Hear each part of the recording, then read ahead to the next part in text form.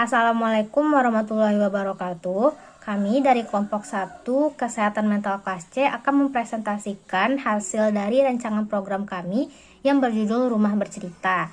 Sebelumnya saya akan memperkenalkan anggota kelompok 1, yaitu yang pertama ada Delaila Damia Kamal, kemudian saya sendiri Kamilia Kratul Air, lalu Desfitri Husna Yufi, Niken Fidriliani, Fida Zulkhaira Rewina, Alfia Tiara, dan yang terakhir itu ada Reski Ilham Putra.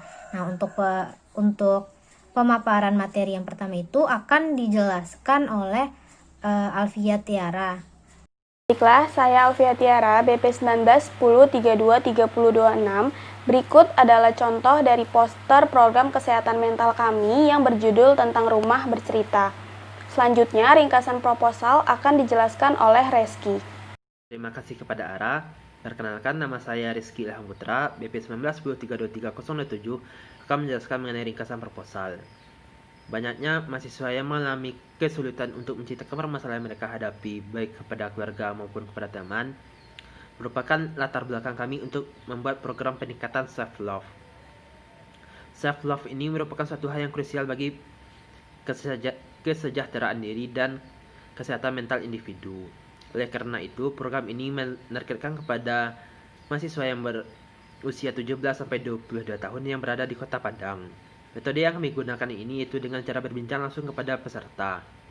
Dalam metode ini, kami minta kepada peserta untuk menceritakan permasalahan yang mereka hadapi, dan setelah itu kami akan mencoba membantu permasalahan yang mereka hadapi. Setelah melakukan perbincangan tersebut, kami mengajak kepada peserta untuk melakukan kegiatan outbound di sekitar pantai Kota Padang. Dalam kegiatan ini, target peserta yang kami targetkan itu berjumlah 15 orang. Pada kegiatan ini akan dilakukan pada setiap minggunya, 1 kali seminggu di hari Minggu. Selanjutnya akan dijelaskan oleh teman saya, Vida. Baiklah, saya Fida Zulkhaira Rewina, BP 1910323025. Di sini saya akan menjelaskan sedikit tentang analisis situasi. Manusia itu dilahirkan sebagai individu yang memerlukan interaksi dengan individu lainnya. Bagaimana individu itu berinteraksi tentunya berbeda-beda.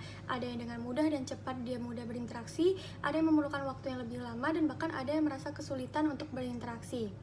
Nah, bagaimana cara individu itu berinteraksi dan beradaptasi, itu sangat berpengaruh bagaimana dia menyelesaikan permasalahan yang dia hadapi. Permasalahan individu juga berbeda-beda, tergantung bagaimana latar belakang kehidupan, perekonomian, faktor sosial, budaya, dan psikologi mereka.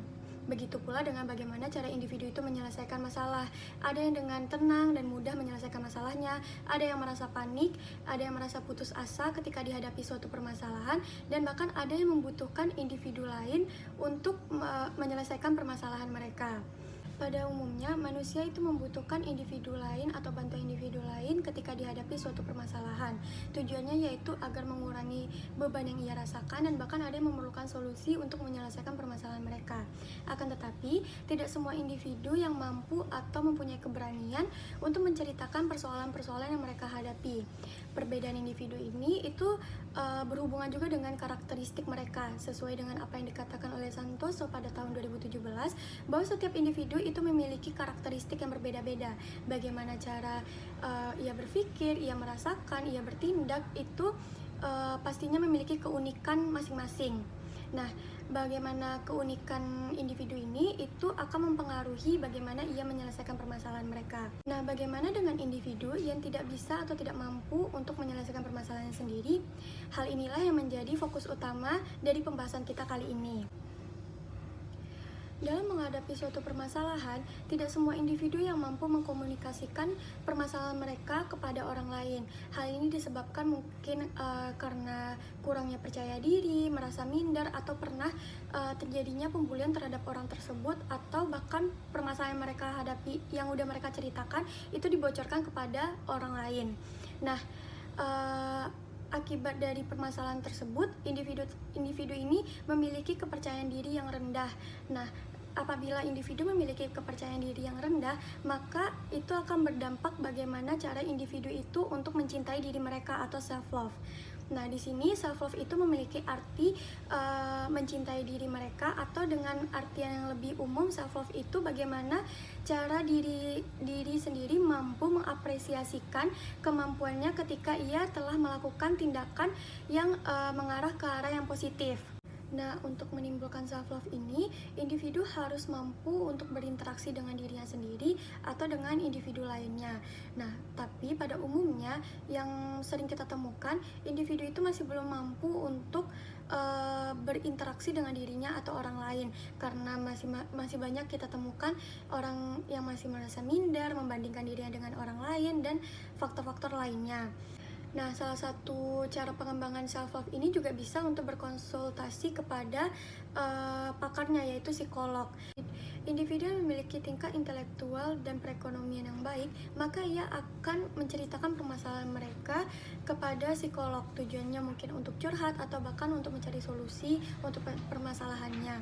Akan tetapi masih banyak di kalangan kita saat ini yang masih takut untuk berkonsultasi kepada psikolog, karena stigma dari psikolog ini masih banyak bahwa orang yang pergi ke psikolog yaitu orang-orang yang memiliki gangguan jiwa, dan alasan salah satunya lagi yaitu karena tingkat perekonomian yang masih rendah yang membuat seseorang masih takut untuk pergi ke psikolog. Berdasarkan hal-hal tersebutlah, maka kami tertarik untuk membuat suatu program yang dinamakan dengan Rumah Bercerita. Rumah Bercerita yang akan dibentuk ini merupakan suatu kegiatan yang akan memfasilitasi individu atau masyarakat yang mengalami permasalahan-permasalahan yang telah dipaparkan sebelumnya.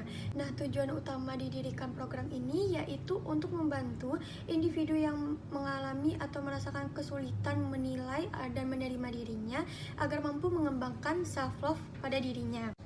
Selain itu, tujuan lain dari didirikannya Rumah Bercerita ini yaitu untuk meningkatkan kemampuan berinteraksi dari individu tersebut. Terus memupus rasa ketakutan akan kebocoran rahasia dari permasalahan mereka. Lalu memberikan kenyamanan dan kebebasan dalam berpendapat. Terus memberikan ruang bagi individu yang membutuhkan tempat untuk bercerita dan juga menjadi ajang bagi mahasiswa psikologi untuk mengembangkan kemampuan mereka. Nah, adapun manfaat dari didirikannya Rumah Bercerita ini yaitu sebagai yang pertama untuk berkembangnya potensi diri dalam menghadapi suatu permasalahan. Yang kedua, membuat individu yang bergabung merasakan ketenangan batin setelah menceritakan permasalahan mereka. Yang ketiga, menambahnya tali persaudaraan. Dan yang keempat, menjadi wadah pembelajaran bagi mahasiswa psikologi. Nah, mungkin sekian yang bisa saya sampaikan, akan dilanjutkan oleh Dami. Saya Daniela Damia Kamal, BPS 1910322037 akan melanjutkan presentasi dari Fida Zulhaira. Nah, yang pertama itu saya akan menyampaikan terkait dengan tujuan umum dari kegiatan yang kami rancang, yang kelompok kami rancang. Yang pertama itu adalah untuk mengetahui apa yang dimaksud dengan self-love. Nah, jadi terkait dengan program Rumah Bercerita yang menyediakan ruang bagi mahasiswa ataupun remaja-remaja yang ingin ikut untuk bisa bercerita tentang pengalaman ataupun keluh kesah mereka. Selain untuk mendengarkan cerita mereka saja, kami juga akan memberikan edukasi terkait kenapa itu self-love dan lain sebagainya, agar mereka lebih mengerti kenapa mereka harus punya self-love yang baik dan apa sih sebenarnya self-love itu dan bagaimana cara mereka untuk mengimprove itu dalam diri mereka. Nah, yang kedua, tujuannya adalah untuk mengetahui penyebab self-love yang rendah pada si remaja itu sendiri. Nah, melalui ruang yang kami berikan, nanti pasti mereka akan bisa menceritakan pengalaman mereka, baik itu buruk ataupun pengalaman yang rasa-rasanya baik gitu, sehingga nanti kita bisa menggali informasi dan mendapatkan penyebab apa sih yang menyebabkan mereka memiliki self-love yang rendah. Nah, yang ketiga itu untuk mengetahui tindakan apa yang diperlukan agar remaja ataupun mahasiswa mampu meningkatkan self-love mereka. Nah, dengan kita mengetahui penyebab sesuai dengan tujuan yang kedua tadi, maka kita dapat menentukan cara-cara apa yang dapat dilakukan agar mereka dapat meningkatkan self-love tersebut. Lalu ada manfaat kegiatan ini.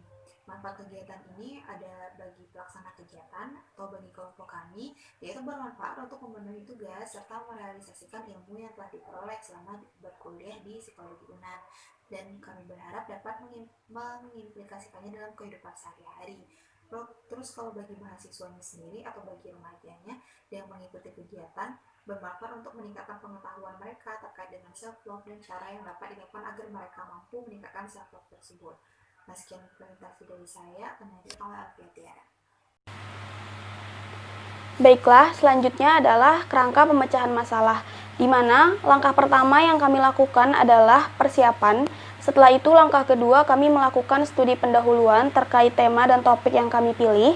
Lalu kami juga melakukan analisis situasi terkait judul dari program kesehatan mental kami, dan kami juga menentukan rumusan masalah dari kegiatan ini, serta kami juga menentukan tujuan dan manfaat dari program yang kami buat. Lalu kami juga membuat metode pelaksanaannya, dan kami juga menentukan berapa besar kriteria keberhasilan dari program ini. Kami juga membuat pelaksanaan kegiatannya nanti akan seperti apa. Lalu kami juga menentukan tempat dan sarana dari kegiatan program kesehatan mental ini. Nah, setelah semua tahap-tahap ini kami lakukan, selanjutnya kami akan melakukan evaluasi. Untuk selanjutnya akan dijelaskan oleh Niken. Baiklah, perkenalkan nama saya Niken Fibriliani, BP 1910323023. Saya akan menjelaskan materi tentang metode pelaksanaan kegiatan ini. Nah, yaitu ada ceramah, itu diadakan ceramah itu diperuntukkan untuk mahasiswa. Hal ini dikarenakan ke individu bisa bertanya pada kegiatan ceramah ini. Nah, bagaimana pelaksanaannya sehingga memudahkan mahasiswa untuk melaksanakan kegiatan tersebut. Yang kedua itu ada sesi grup chat. Mahasiswa akan dibagi menjadi beberapa kelompok dan akan menceritakan permasalahan yang mereka hadapi. Pada tiap-tiap kelompok itu terdiri dari satu orang psikolog dan satu orang mahasiswa psikologi yang siap membantu mahasiswa dalam melaksanakan kegiatan ini. Nah, mahasiswa yang mengikuti metode ini tidak perlu cemas karena tim kami akan siap membantu kalian. Selanjutnya itu yang ketiga itu ada rekreasi outbound, yaitu di mana mahasiswa dapat bermain game bersama dalam kelompok. Tujuan dari rekreasi ini adalah untuk hiburan, juga mengembangkan kepercayaan diri dan bekerja sama dalam memecahkan masalah dengan kelompok. Nah, rekreasi ini berupa games yang akan dilaksanakan di pantai. Dengan diadakannya rekreasi ini diharapkan mahasiswa dapat merasakan ketenangan di dalam diri karena menyatu dengan alam. Selanjutnya adalah sasaran, di mana sasaran dari program kami yaitu ditujukan kepada mahasiswa dengan rentang usia 17 hingga 22 tahun. Lalu evaluasi dan kriteria keberhasilan dari rancangan program kami yaitu kurang lebih 80%, di mana sasaran kami adalah 15 orang mahasiswa, sehingga setidaknya 12 orang mendaftar dan mengikuti acara hingga selesai. Materi selanjutnya akan dijelaskan oleh Desfitri. Baiklah, saya Desfitri Sanggivi, BP 19103243 akan mempresentasikan materi selanjutnya, yaitu bab 3, kegiatan program. Yang pertama itu ada persiapan, di mana kegiatan ini direncanakan akan dilaksanakan 4 kali di setiap hari Minggu pada 1 bulan, yaitu rencananya pada bulan Januari 2021, mulai dari tanggal 10 Januari 2021 hingga 31 Januari 2021. Persiapan pertama yang akan kami lakukan yaitu membagi panitia, yaitu kami sendiri, ke dalam 3 kelompok kecil yang masing-masing akan terdiri dari maksimal 5 peserta kegiatan. Calon peserta dari kegiatan ini akan mengisi formulir pendaftaran dan kesediaannya untuk mengikuti program ini sampai akhir. Yang kedua ada peserta kegiatan, di mana peserta kegiatan ini merupakan mahasiswa yang berusia 17 hingga 22 tahun dengan target 15 orang. Dengan target pesertanya itu 15 orang. Sekian dari saya, dilanjutkan oleh Ayen. Baiklah, saya Kamila Kuratul Ain, BP 1910322038 akan melanjutkan materi terkait dengan tempat kegiatan. Nah, tempat kegiatan Rumah Bercerita ini direncanakan akan dilaksanakan di Fakultas Kedokteran Universitas Andalas Padang, dan untuk tempat rekreasi kami akan mengajukan beberapa tempat, yaitu Pantai Air Manis, Pantai Carolina, dan Pantai Pasir Jambak, dan membiarkan peserta untuk memilih. Nah, tempat dengan suara terbanyak akan menjadi tempat pilihan rekreasi di minggu terakhir atau minggu keempat dari program Rumah Bercerita ini. Selanjutnya, tahapan kegiatan untuk minggu pertama pada hari Minggu 10 Januari 2021, registrasi dimulai pukul 8:30 hingga 9, kemudian dilanjutkan dengan pembukaan dan penjelasan tujuan program Rumah Bercerita ini, kemudian pengenalan para pemateri. Nah, pukul 9.20 hingga 10 ada ceramah terkait Becoming Your Own Inner Cheerleader, self-acceptance, self-compassion, dan self-forgiveness. Kemudian pukul 10 hingga 10.15 peserta dibagi menjadi 3 kelompok. Jadi setiap kelompok itu ada 5 peserta, kemudian 1 dosen psikologi, dan juga mahasiswa psikologi itu. Nah, tiap peserta itu akan mendapatkan self-love worksheets dan juga mini journal. Nah, tujuan dari mini journal ini untuk sebagai dirinya peserta itu, mereka bisa mencurahkan isi hati mereka, pikiran mereka, atau kekhawatiran mereka. Kemudian untuk juga memantau bagaimana perkembangan mereka setelah dari awal mengikuti program Rumah Bercerita ini hingga program Rumah Bercerita ini selesai. Kemudian pukul 10 hingga 10.15 perkenalan antar anggota kelompok dan juga pemateri. Kemudian peserta itu mengisi self-love worksheets yang sudah diberikan sebelumnya. Kemudian dilanjutkan juga dengan sesi curhat atau sesi cerita hingga pukul 11. Lalu penutupan hingga 11:10. Kemudian untuk minggu keduanya, pada hari Minggu tanggal 17 Januari 2021, pembukaannya itu dimulai pukul 8:30 hingga 8:40. Kemudian ada ceramah terkait love your body and self-care and self-love hingga pukul 9:20. Dilanjutkan dengan sesi curhat hingga 10:20 dan terakhir ditutup pada pukul 10:20 hingga 10:30. Untuk minggu ketiganya itu sama seperti minggu sebelumnya, pembukaannya itu dimulai pukul 8:30 hingga 8:40. Kemudian ceramah terkait mindfulness. Kemudian 9:20 hingga 10:20 ada sesi curhat atau sesi cerita dan ditutup pada pukul 10:20 hingga 10:30. Untuk kegiatan di minggu terakhir, rekreasi atau outbound, registrasi itu dimulai pukul 7:30 hingga pukul 8. Lalu persiapan 10 menit sebelum berangkat dan pukul 8:10 hingga 9 perjalanan menuju tempat rekreasi itu. Kemudian setibanya di tempat rekreasi, pembukaan hingga pukul 9:20 yang dilanjutkan dengan acara yang isinya itu beberapa games hingga pukul 12 siang.